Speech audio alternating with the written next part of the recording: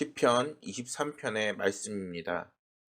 여호와는 나의 목자시니 내게 부족함이 없으리로다. 그가 나를 푸른 풀밭에 누이시며 쉴 만한 물가로 인도하시는도다. 내 영혼을 소생시키시고 자기 이름을 위하여 의의 길로 인도하시는도다. 내가 사망의 음침한 골짜기로 다닐지라도 해를 두려워하지 않을 것은 주께서 나와 함께 하심이라. 주의 지팡이와 막대기가 나를 안위하시나이다.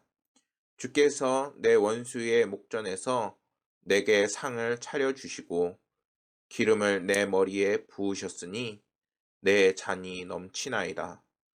내 평생의 선하심과 인자하심이 반드시 나를 따르리니 내가 여호와의 집에 영원히 살리로다. 아멘.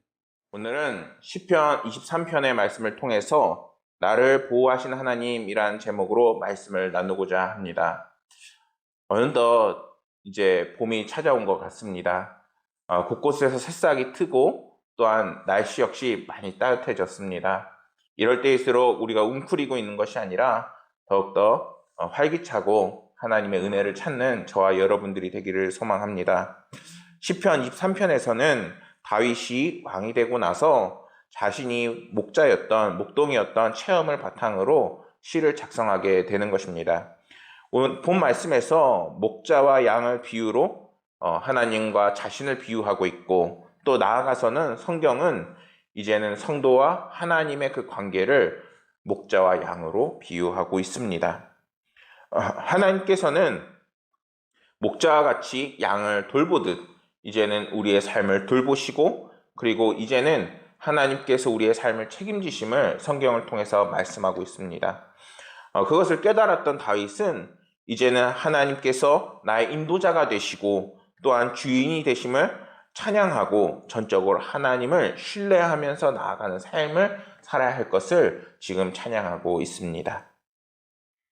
1절 말씀에서 다윗은 여호와는 나의 목자시니 라고 말씀합니다. 다윗은 하나님을 목자로, 그리고 자신을 양의 비유로 이렇게 비유하면서 성경에서는 하나님을 목자로, 그리고 우리 성도들을 양으로 묘사하고 있습니다. 예레미야 31장 10절 말씀에서도 보면은 하나님을 목자로, 그리고 우리를 양으로 표현하는 그런 말씀이 나와 있습니다. 이방인들이여, 너희는 여호와의 말씀을 듣고 먼 섬에 전파하여 이르기를, 이스라엘을 흩으신 자가 그를 모으시고 목자가 그 양떼에게 행함같이 그를 지키시리로다 라고 말씀을 합니다. 하나님께서는 때로는 그 양떼를 이끄셔서 때로는 흩어지게도 하시고 모으시기도 하시며, 그리고 그들이 잘 갈 수 있도록 이 삶을 인도하시고 또한 돌보시는 것을 성경에서는 말씀하고 있는 것이죠. 성경은 목자가 양을 안전하게 지키고 보호하듯 하나님께서도 우리를 인도하시고 보호하신다라고 계속해서 이야기합니다. 그렇다면 성경은 하나님과 성도의 관계를 왜 목자와 양의 관계로 비유하고 있을까요? 그 이유는 양이 목자 없이 살 수 없듯이 성도 역시 하나님 없이는 살 수 없기 때문입니다. 사실 우리가 삶을 살면서 생각보다 나의 뜻대로, 나의 판단대로 나아가는 경우가 굉장히 많습니다.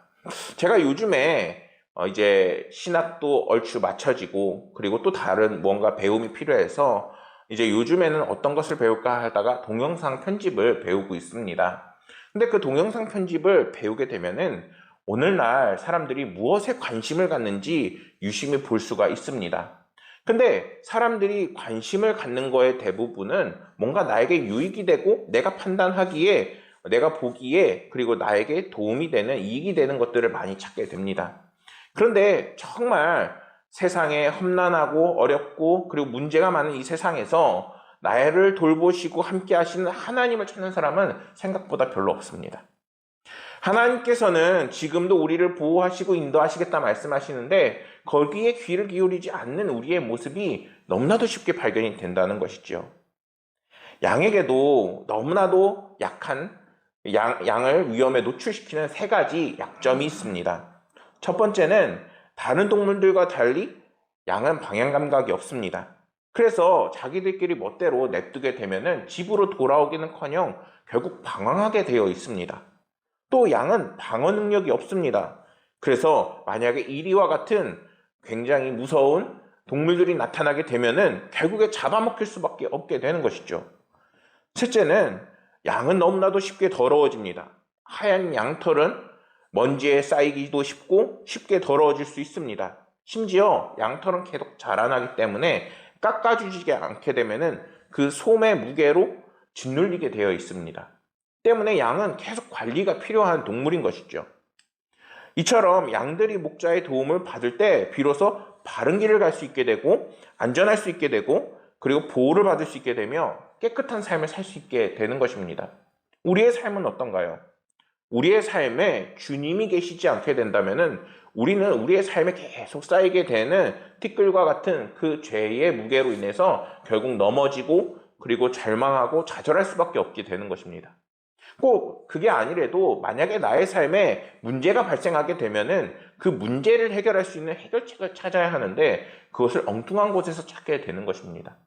하나님께서는 지금도 우리를 돌보시고 함께 하시면서 우리에게 오라 말씀, 당신에게 오라 말씀하시면서 성령을 채워주시고 은혜를 채워주실 것을 분명하게 말씀하고 계십니다. 사단 역시 호시탐탐 우리의 영혼을 죄 가운데로 이끌기 위해서 끊임없이 우리를 유혹하고 우리의 삶이 고꾸라지게 끊임없이 노리고 있습니다. 특히 지금은 어떤 기간인가요? 바로 사순절 기간입니다. 이 사순절 기간에는 굉장히 영적으로 우리가 깨어 있어야 합니다. 왜냐하면은 가정에서는 작은 이유, 싸우지 않아도 될 이유 같고 집안에서 싸움이 나고 또 밖에 나가서는 다른 작은 일로 인해서 동료나 다른 사람들과 마찰이 있을 수도 있습니다. 그렇게 되면은 그리스도인들 마음은 어떨까요? 당장에 억울하고 분함이 쌓이게 되고 또 폭발하게 되면은 후회하게 되고 또 다시 죄를 쌓아가게 되고 하나님과 멀어지게 되는 악순환이 계속 반복이 되게 되는 것입니다. 우리가 힘들고 어려울 때 한 번 더 참아야 되는 이유는 이러한 상황을 피하기 위함도 있는 것입니다. 성도는 사단의 유혹을 단칼에 끊고 이길 수 있어야 합니다. 그렇다면 어떻게 해야 될까요?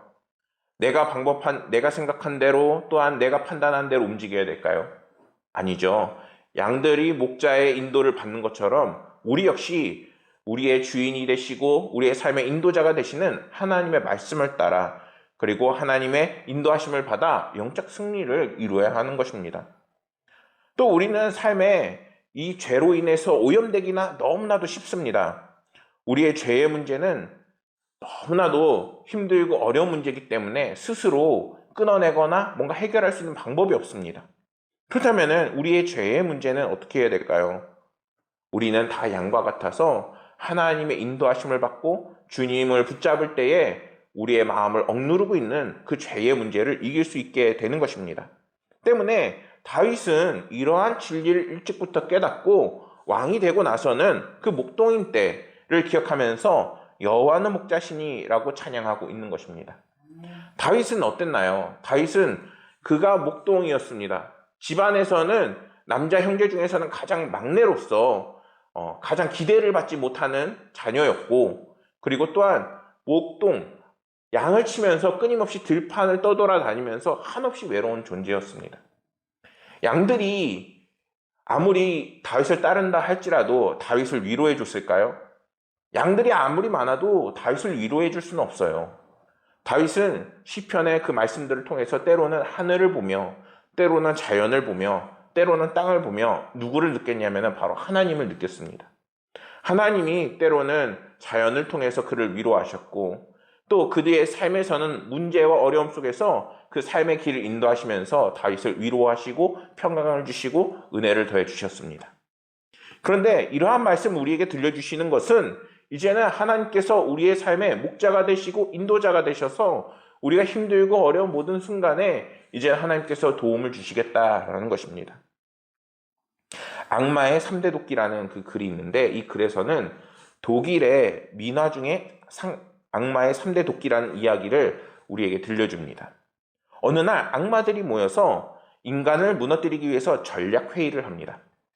이 회의에서 악마들은 인간을 붕괴시키기 위해서 특수한 무기를 만들기로 약속을 하게 되죠.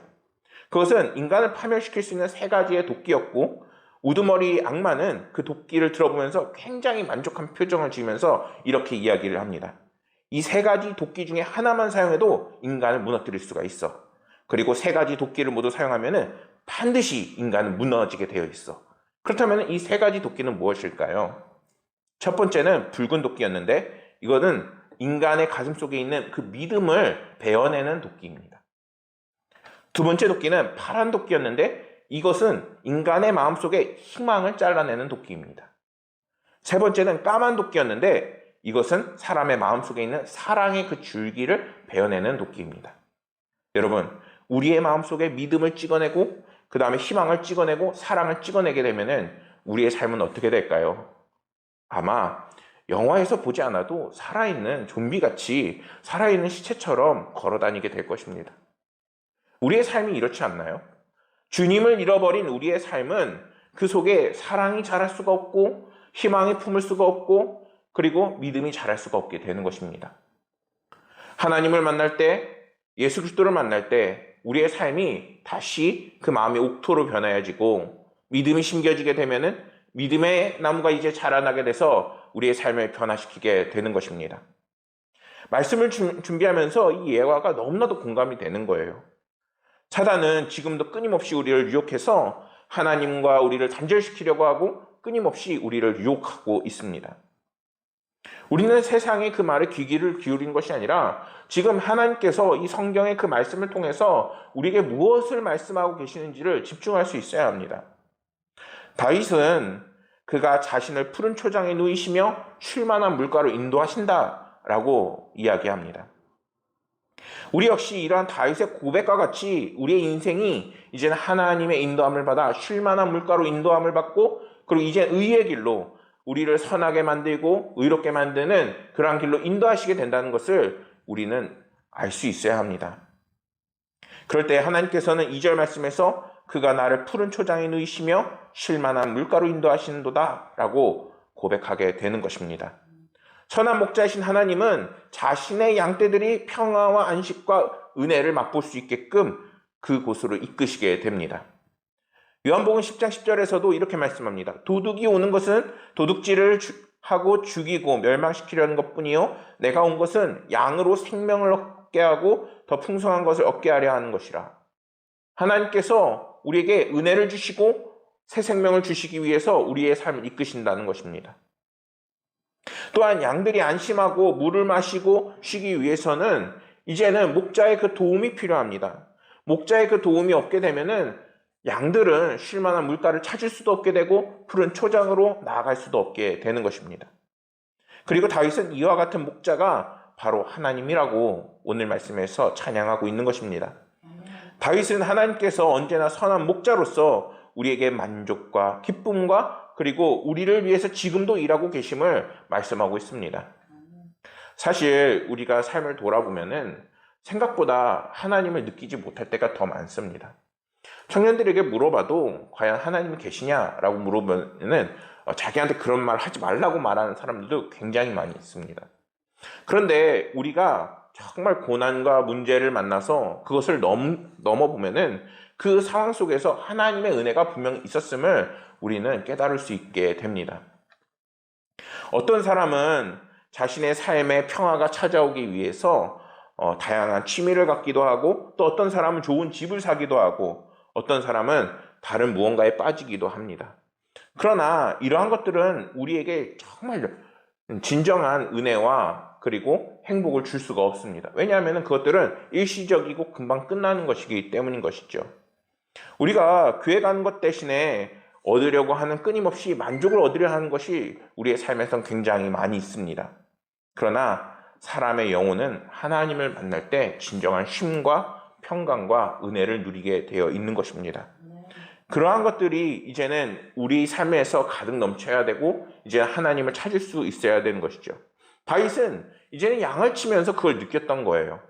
우리의 삶 속에서 얼마나 고난과 문제가 많습니까? 그러나 그 상황 속에서도 하나님께서 우리를 평강하게 하시고 또한 그 문제가 막혀 보였을 때 그 문제를 이겨나갈 수 있게끔 우리를 도와주시는 하나님을 바라볼 수 있어야 하는 것입니다. 그럴 때 선한 목자 되신 하나님께서는 이제는 우리가 하나님의 은혜를 풍성히 누릴 수 있게끔 쉴 만한 물가로 인도하시고 푸른 초장으로 인도하시게 될 것입니다. 물밖의 물고기라는 이 글이 있는데 이 글에서는 연못구어라는 고사성어를 먼저 이야기합니다. 이 연못구어가 어떤 뜻인가요? 바로 불가능한 일에 매달리는 어리석음을 경계하는 맹자의 격언입니다. 이 뜻이 뭐냐면은 바로 나무의 물고기를 찾는다는 것입니다. 물고기는 어디에 사나요? 바로 물가에서 살지요. 만약에 여러분들은 물가를 뛰쳐나온 물고기가 있다라고 하면은 믿으시겠습니까? 동남아에는 이 고사성어가 틀렸다고 말하는 것처럼 살아가는 물고기가 있습니다. 어떤 물고기냐? 바로 등목어라는 물고기입니다. 이 물고기는 주로 혼탁한 수질과 수초가 많은 지역에서 자라나게 되는데 극도로 불리한 수질 조건에서도 자라나는 아주 튼튼한 물고기입니다. 등목어는 한문으로 오를 등 나무 목자, 말 그대로 나무에 올라가는 이제 물고기입니다. 길이는 25cm 남짓한 이 독특한 물고기는 아가미 덮개 그 뒤쪽에 향해서 뻗은 가시가 있습니다. 그래서 이제 양쪽에 하나씩 있는 그 아가미 덮개를 뻗어 교대로 바닥을 짚고 튼튼한 꼬리로 힘차게 밀면서 어디를 올라가느냐? 바로 나무를 올라갑니다. 여러분들 이런 걸 보신 적이 있나요? 우리 주변에는 이런 것들이 잘 없어요. 그래서 사람들은 이 등목어를 영어로 클라이밍 퍼치라고 부르기도 합니다. 계속 올라가는 물고기라는 것이죠. 우리의 삶에서 정말 고정관념이 생기고 또한 이길 수 없는 문제들이 발생할 수가 있습니다.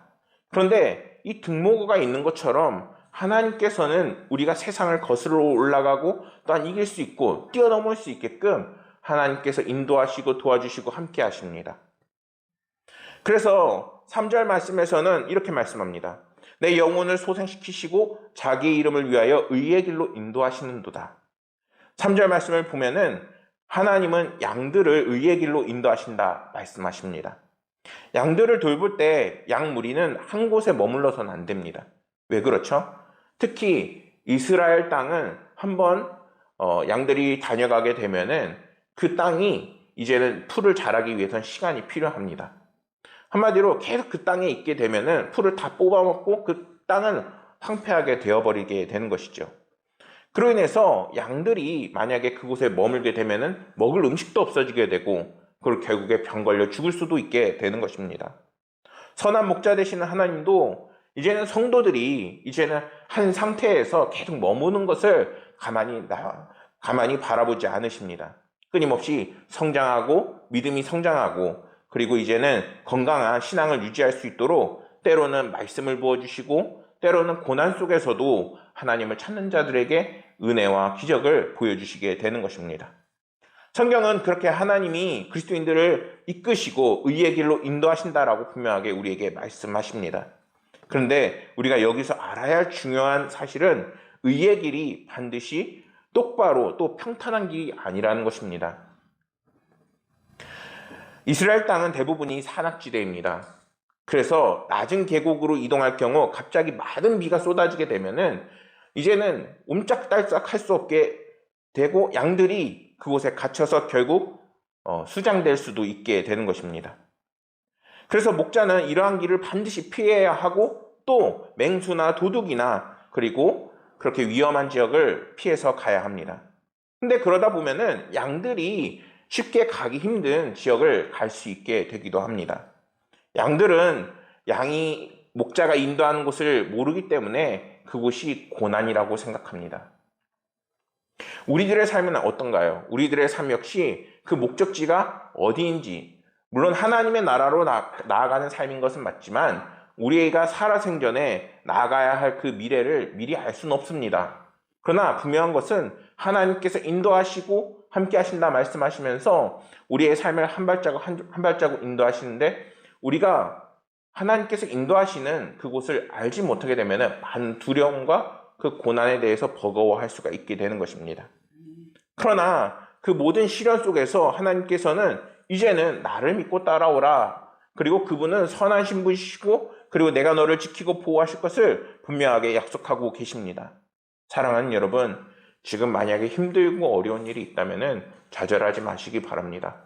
하나님께서는 모든 힘들고 어려운 고난을 이겨서라도 우리들을 쉴만한 초장과 푸른 풀밭으로 인도하시고 또한 진정한 평안을 누리게 하실 분이십니다. 우리는 그러한 하나님을 믿고 나아가는 양들이 될 수 있어야 하는 것입니다. 다윗은 6절 말씀에서 내 평생의 선하심과 인자하심이 반드시 나를 따르리니 내 여호와의 집에 영원히 살리로다 라고 이렇게 하나님을 찬양합니다. 이 선하심은 원어로 토부라고 발음을 하면서 하나님께서 창조사역 당시에 지으신 그 피조물들을 바라보시며 좋았더라 라고 말씀하시는 것과 같은 의미입니다. 그래서 하나님의 선하심이시라는 것은 하나님의 뜻과 목적에 맞는 것을 의미하는 것입니다. 그리고 인자하심에 해당하는 원어는 헤세드입니다. 헤세드는 우리가 잘 알죠. 바로 자비입니다. 하나님께서 결코 변하지 않는 사랑, 변하지 않는 자비를 이제는 우리에게 그리고 다윗에게 지금 보내고 계신다는 것입니다. 사랑하는 여러분, 하나님께서 우리를 어떻게 생각하고 계시나요? 우리를 사랑하고 계시고 보호한다 말씀하시고 또한 우리를 지키시고 인도하신다라고 말씀하고 계십니다. 우리의 삶에서 그것을 굳건하게 믿고 나아가고 있나요? 중요한 것은 이제는 하나님을 향한 그 믿음의 확신을 갖고 그리고 그것을 붙잡으면서 나아가는 삶이 돼야 되는 것입니다.